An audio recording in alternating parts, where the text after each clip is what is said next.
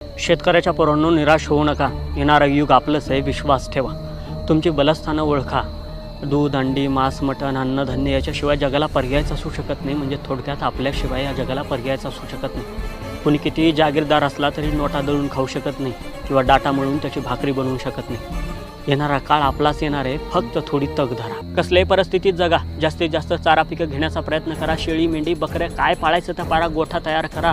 खत निर्माण करा. रासायनिक शेती थोडीशी टाळा. शेतीवरती ध्यान द्या. गटागटानं एकत्र या. 50 लोक शेतकरी एकत्र या. गटशेती निर्माण करा. वाहतुकीसाठी ट्रक घ्या, टेम्पो घ्या. काय खरेदी करायचं करा. बाहेर विदेशात तुमचा माल पोहोचा.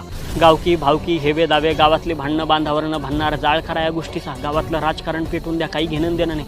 स्थानिक प्रतिनिधी, साहेब, आमदार ह्या त्या गोष्टी जशी काशी करायची करून द्या. ह्यांना काही घेणं देणं नाही. यांच्या नादाला लागू नका. आपल्याला स्वराज्य उभं करायचं, फक्त या गोष्टीवरती ध्यान ठेवा. आणि शेतकऱ्याच्या पोरांनो, हातातलं तेवढ्या मोबाईलचा जाळ करा. अरे महत्त्वाची माहिती ठीक आहे, पण तासनतास त्याच्यावरती झटत बसायचं, काहीतरी पाहत बसायचं, जिकडं नाही तिकडं डोकं लावायचं, स्वतःचं डोकं हँग करून घ्यायचं. कवर चालणार आहे या सगळ्या गोष्टी.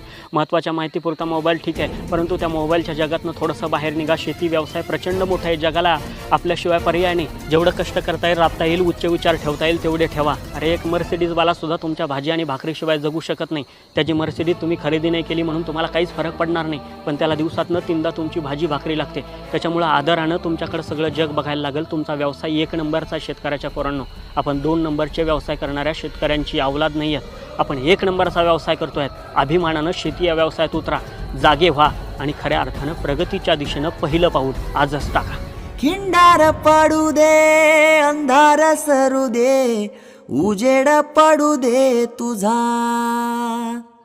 नशिबचा बर काढीत मागर, फिरल मागन तुझ्या.